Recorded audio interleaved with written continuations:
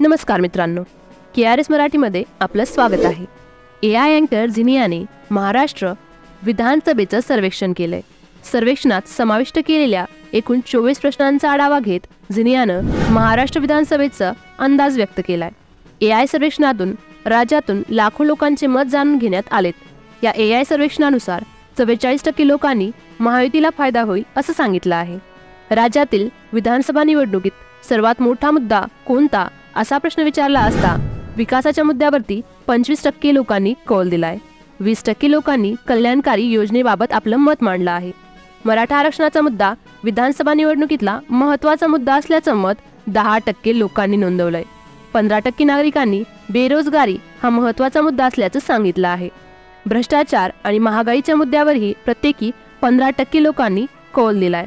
कोणता पक्ष महाराष्ट्रात स्वबळावर सरकार बनवू शकतो असा प्रश्न विचारला असता भाजपला 38% लोकांनी मतदान केलंय। शिंदे शिवसेना गटाला 22% लोकांनी आपली पसंती दर्शवली आहे।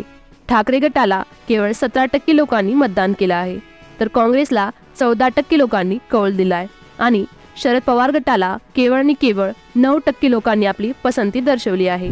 महाराष्ट्रात तिसरी आघाडी प्रभावी ठरेल का असा प्रश्न विचारला असता 60% लोकांनी होकारार्थी उत्तर दिलंय।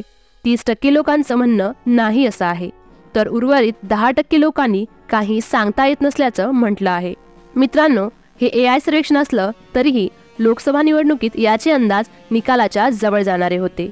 AI अँकर झिनियानं सादर केलेल्या सर्वेमध्ये आर्टिफिशियल इंटेलिजन्सचा वापर करण्यात आलाय।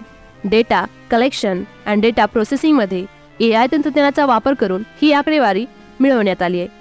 लोकसभा निवडणुकीच्या वेळी झीच्या AI सर्वेक्षणातनं भाजपच्या नेतृत्वाखाली NDAला 305 ते 315 जागा मिळतील असा अंदाज वर्तवला होता। इंडिया आघाडीला 180 ते 195 जागा मिळतील असं भाकीत केलं होतं। जेव्हा निकाल लागला तेव्हा NDAला 292 आणि इंडियाला 230 जागा मिळाल्या होत्या। झिनियानं NDA बाबत वर्तवलेला अंदाज निकालाच्या जवळ जाणारा होता, पण इंडिया आघाडीचा अंदाज चुकल्याचं दिसून आलं।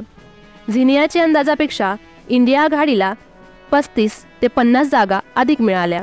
आता टाइम्स नाव मॅट्रिज आणि झिनिया AIच्या सर्वेनुसार राज्यात पुन्हा एकदा युतीचं सरकार येण्याचा अंदाज आहे, तर भाजप हा सर्वात मोठा पक्ष असेल असं देखील सर्वेक्षणातून दिसून आलंय। पण विधानसभेनंतर राज्यात कोणाचं सरकार येऊ शकतं यावरती तुमचं मत काय? तुमच्या प्रतिक्रिया आम्हाला कमेंट्समध्ये नक्कीच कळवा।